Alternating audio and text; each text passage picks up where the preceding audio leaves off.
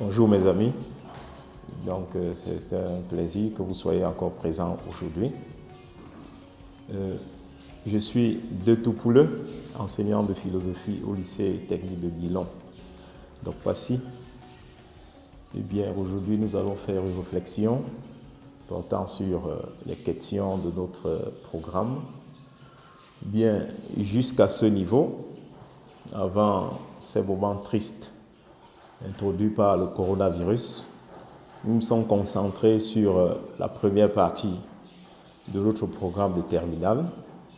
Et dans cette première partie, il était question bien évidemment, comme vous le savez, de réfléchir sur les rapports de l'homme avec autrui.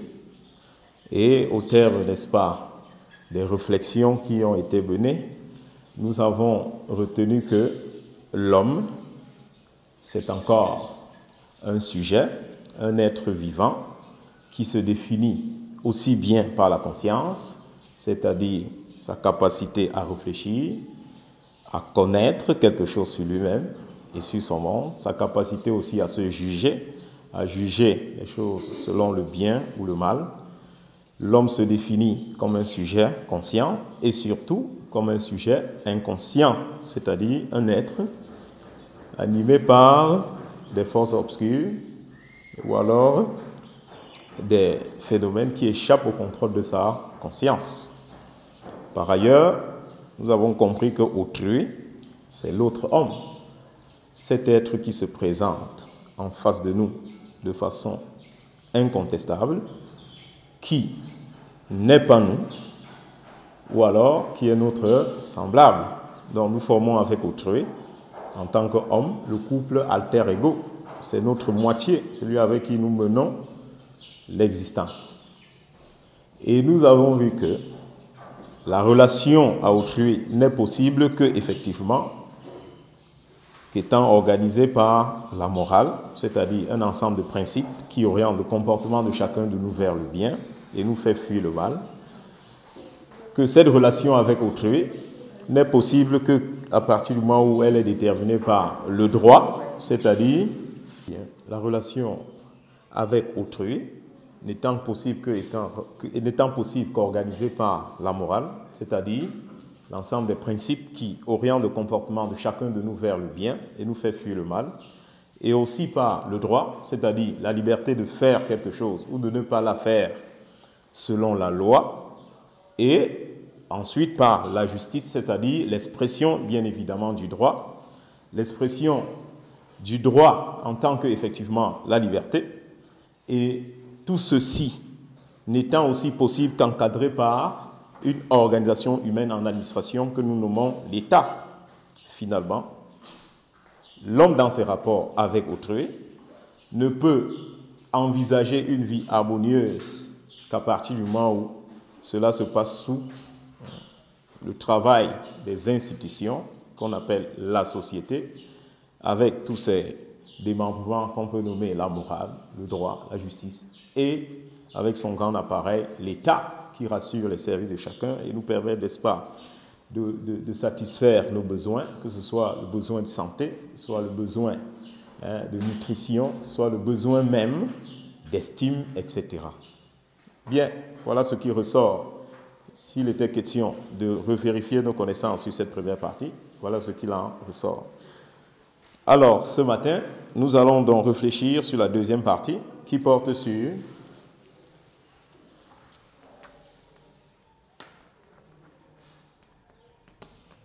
l'homme dans ses rapports,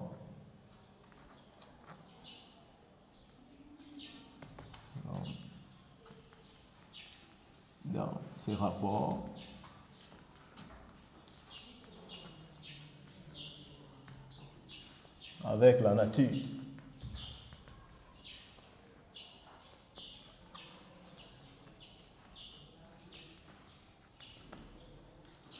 Bien, puisque nous avons une connaissance plus ou moins précise des rapports de l'homme avec autrui, il est question aujourd'hui de comprendre la relation que l'homme envisage avec la nature et dont nous allons étudier un chapitre ici.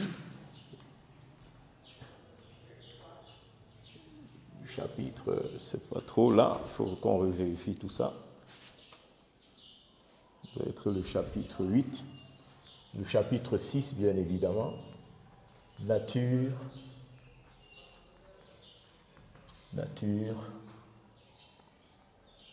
et culture.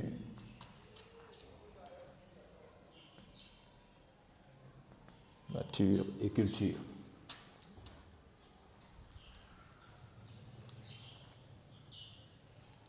Bien, la problématique ici,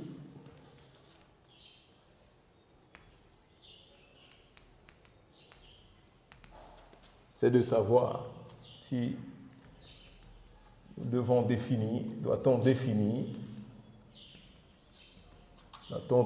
l'homme,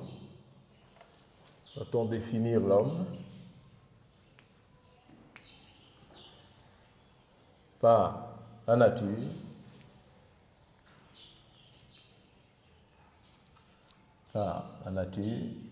ou la culture.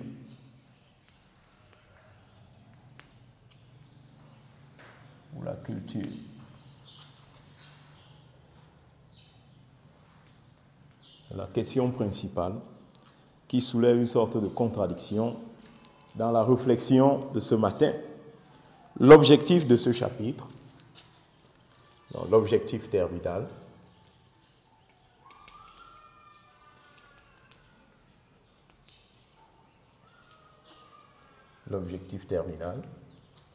c'est de montrer que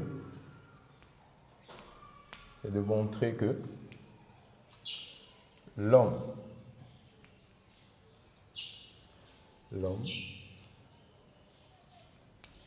est un être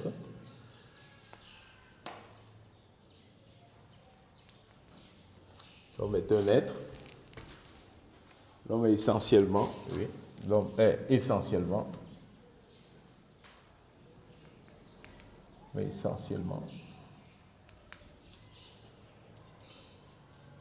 un être producteur de culture.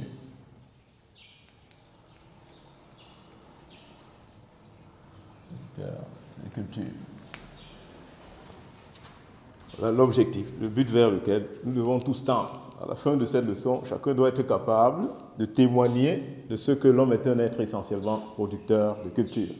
De ce point de vue, pour arriver à cet objectif, nous devons étudier les choses en détail. Premièrement, nous devons discuter du problème. Le problème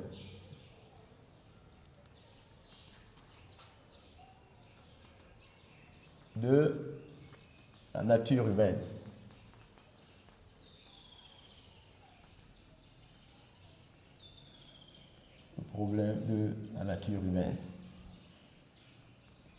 En discutant de ce problème, nous allons commencer à répondre petit à petit à la grande problématique de ce chapitre. Alors, nous avons tous déjà, à un moment donné, cherché à comprendre si nous sommes des êtres naturels ou alors des êtres culturels. Mais avant d'y arriver, nous devons faire une définition des concepts. Et c'est ce que j'aurais dû rappeler. Donc, il y aura une petite introduction.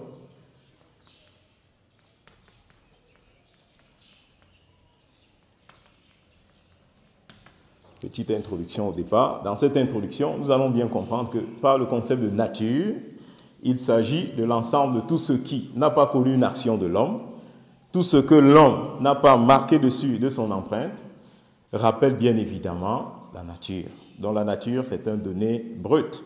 C'est ce qui est primitivement donné dans l'existence de l'homme. Et par ailleurs, nous allons comprendre que, ou alors nous devons comprendre que le concept de culture renvoie bien évidemment à l'ensemble de tout ce qui a connu une action de l'homme. C'est l'ensemble de toutes ces choses qui témoignent effectivement du travail de l'homme. Et de ce point de vue, la culture, quand elle est proche de la notion de civilisation,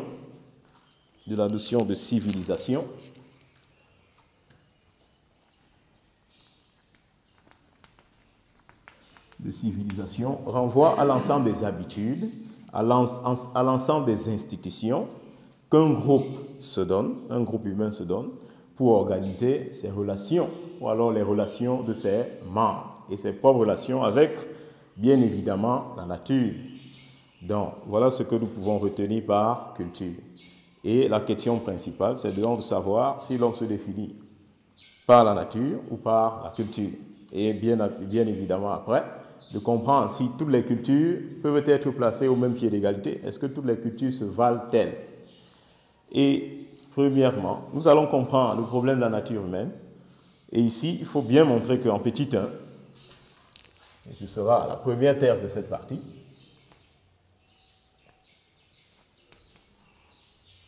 l'homme est un être naturel. Pourquoi nous pouvons dire que l'homme est un être naturel?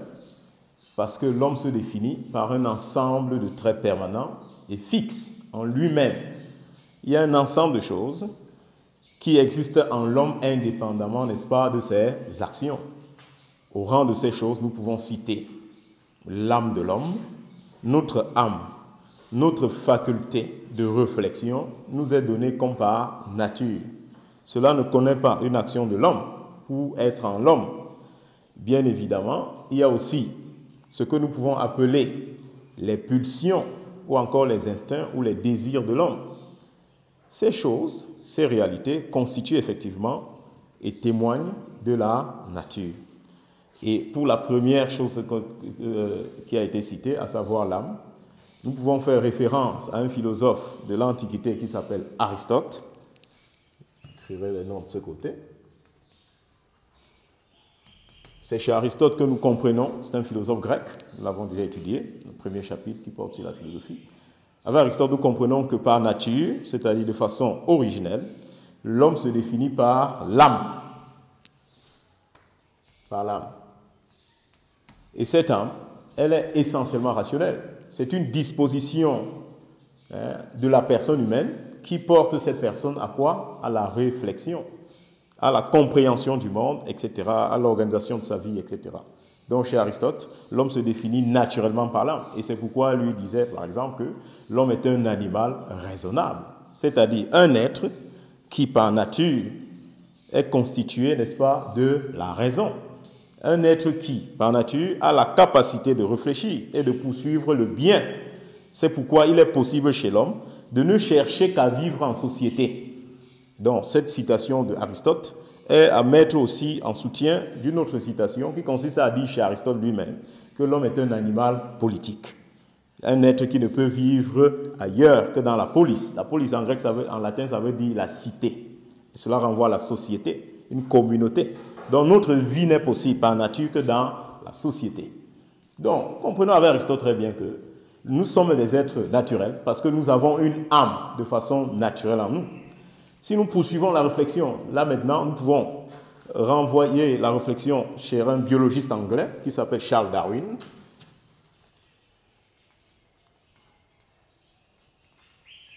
Charles Darwin, qui montre que l'homme est un être naturel, parce qu'en lui, il y a effectivement un programme naturel qu'on peut nommer par, n'est-ce pas, l'âme, par l'instinct, et c'est cet instinct effectivement qui témoigne de la proximité de l'homme, par exemple, aux animaux et aux autres espèces de l'humanité. Donc, voilà globalement ce qu'on peut dire d'une façon rapide pour ce qui concerne cette première prise de position. Deuxième prise de position par rapport à cette question, cela consiste à dire que l'homme est un être culturel. L'homme est un être culturel, un être qui se définit par la culture. Cela veut dire que la première thèse n'est pas satisfaisante parce qu'effectivement, il y a des faits de la société qui rappellent quand même que l'homme aurait pu se séparer d'un ensemble de programmes de la nature et qui témoignent d'une autre manière, n'est-ce pas, qui témoigne d'une autre manière de mener sa vie. Et cela rappelle bien évidemment la culture, la transformation de la nature, qui à un moment donné décide de faire par exemple l'esthétique ou alors la chirurgie esthétique. Ça veut dire qu'ils renoncent à leur nature biologique. S'ils étaient des masculins, ils rentrent dans un laboratoire, ils en sortent en tant que filles. Or, cette pratique-là est le témoignage bien évidemment de la culture. C'est pourquoi la compagne de Jean-Paul Sartre, qui s'appelle Simone de Beauvoir, par exemple,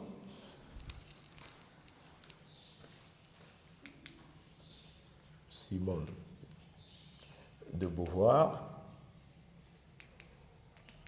fidèle à son mari Jean-Paul Sartre,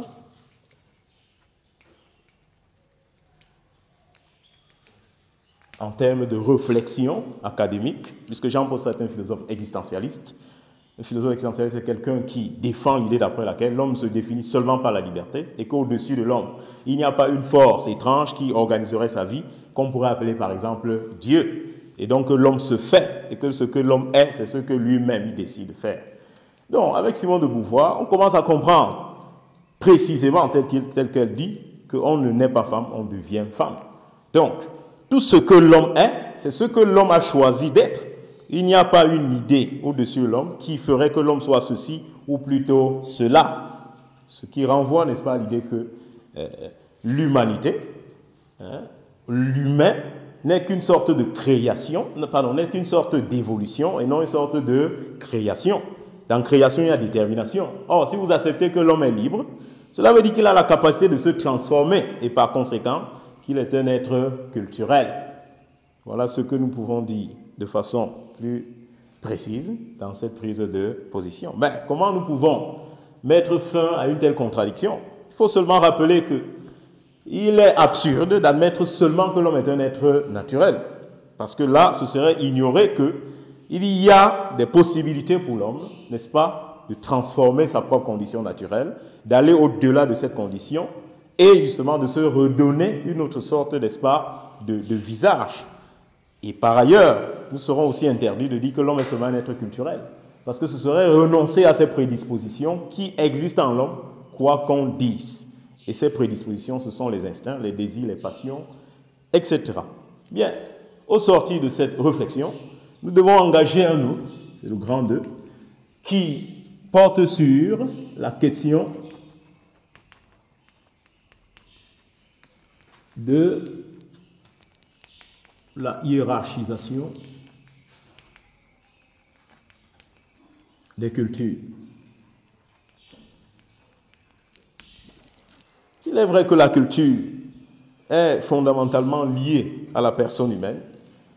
Qu'est-ce que nous devons donc dire de ce qui relève des différences ou de l'universalité de la culture? Est-ce que dans l'humanité, il y a une seule culture que tous les peuples doivent suivre?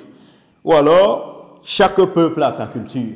Et sur quelle base nous pouvons dire telle chose? Donc, petit 1, il faut dire qu'il est possible d'hiérarchiser les cultures, c'est-à-dire de classer les cultures ou de les classifier selon qu'elles sont inférieures ou selon qu'elles sont supérieures.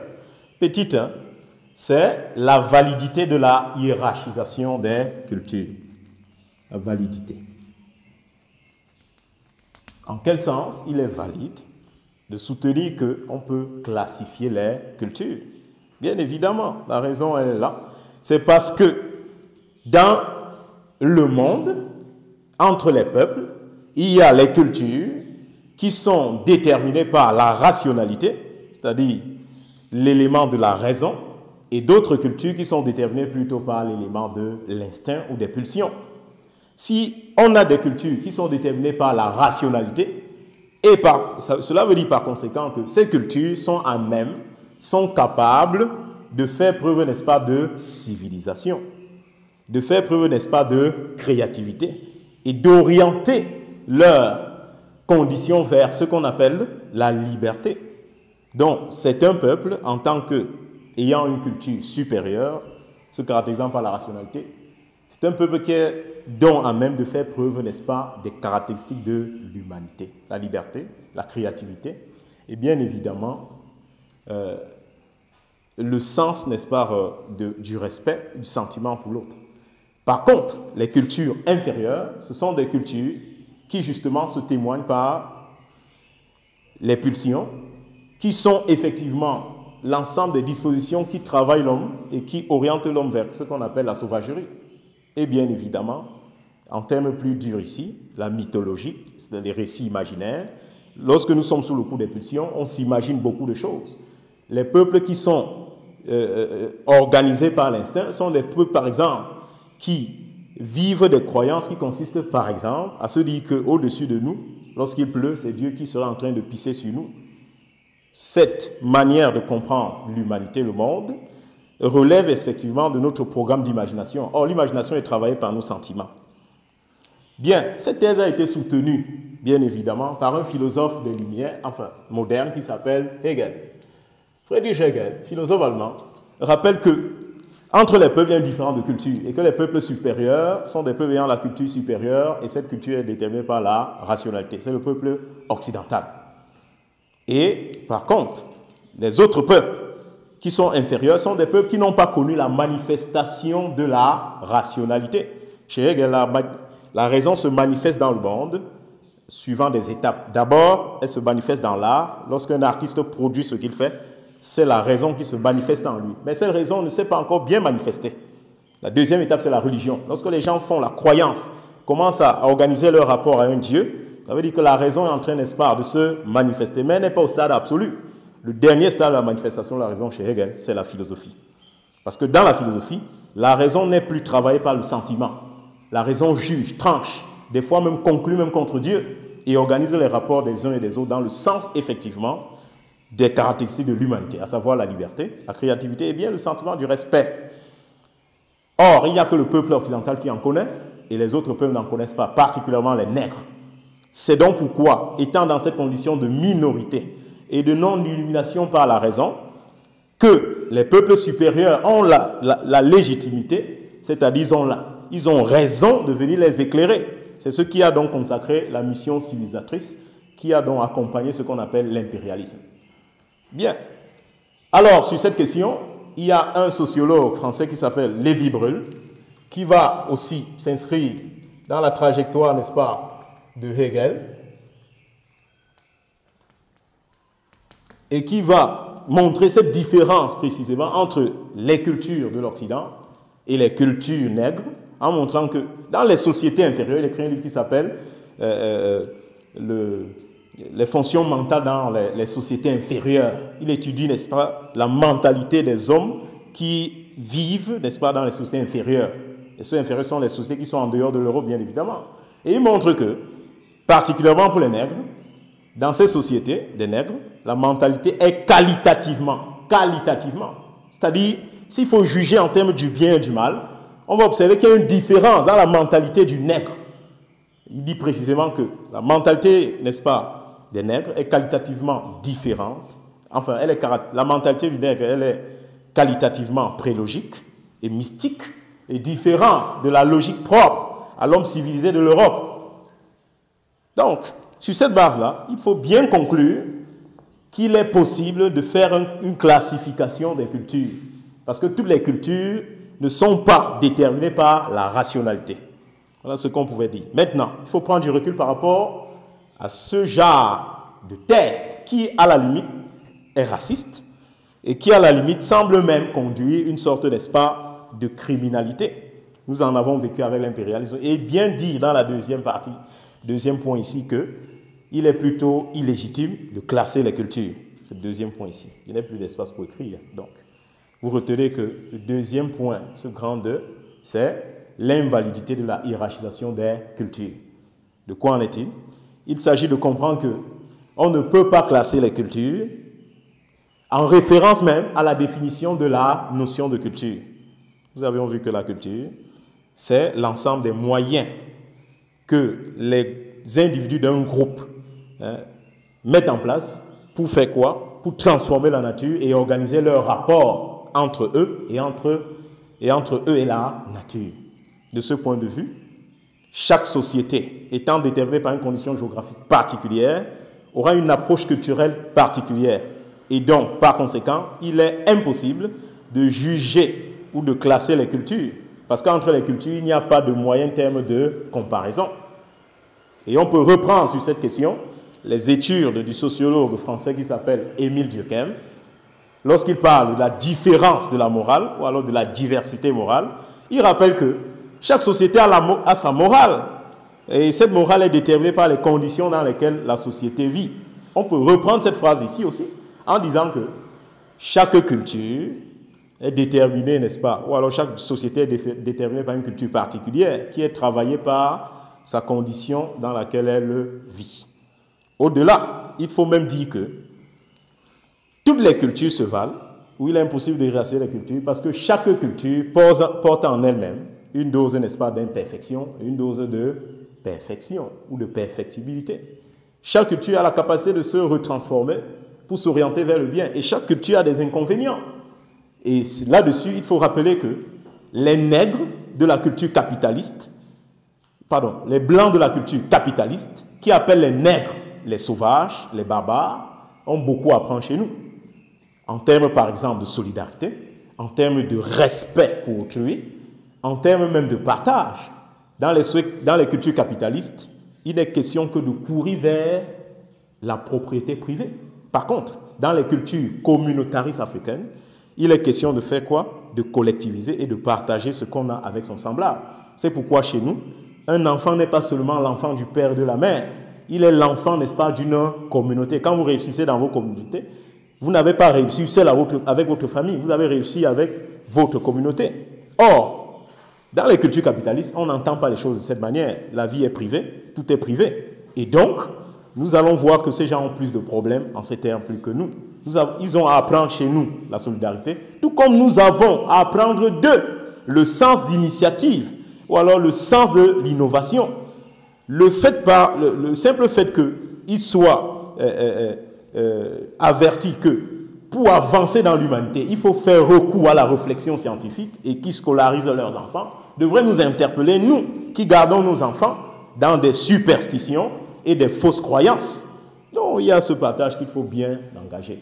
Et pour finir là, nous devons dire que il est difficile de nier la diversité culturelle, mais encore faudrait-il comprendre qu'il est possible de juger une culture seulement sur la base, n'est-ce pas, de sa capacité, soit à épanouir l'homme, soit à rendre l'homme, n'est-ce pas, malheureux. À partir du moment où une culture rend l'homme malheureux, cette culture est condamnée au rang des cultures inférieures. Une culture dans laquelle on mange les gens, où on organise un événement en référence à un aliment. Une culture qui fait preuve de sorcellerie doit être, n'est-ce pas, questionnée et jugée comme une société, comme une culture inférieure. Bien, pour finir, nous devons nous poser la question de savoir à quoi sert finalement la culture dans notre vie. Dans la vie des humains, quel est le sens de la culture? Je vais rappeler ça, c'est le grand 3 et dernier point de ce chapitre qui porte sur la valeur de la culture. Petit 1, vous devez comprendre que la culture, elle est négative.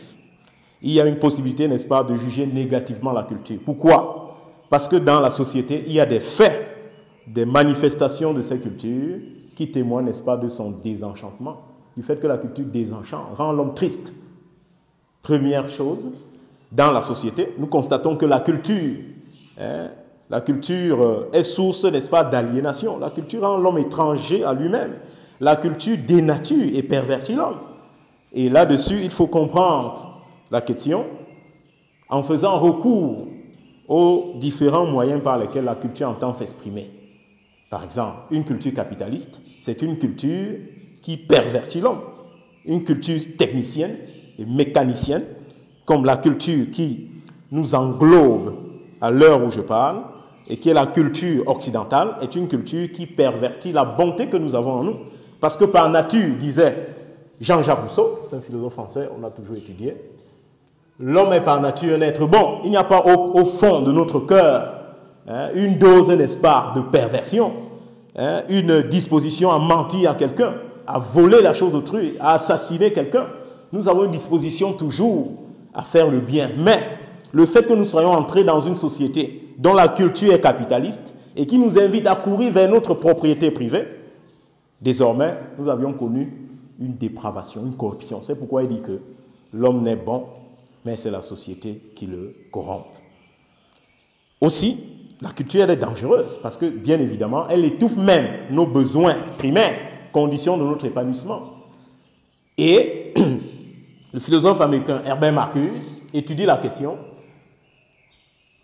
Herbert Marcuse étudie la question en faisant une analyse détaillée de la culture des sociétés industrielles avancées, l'Amérique, la France, l'Angleterre, etc.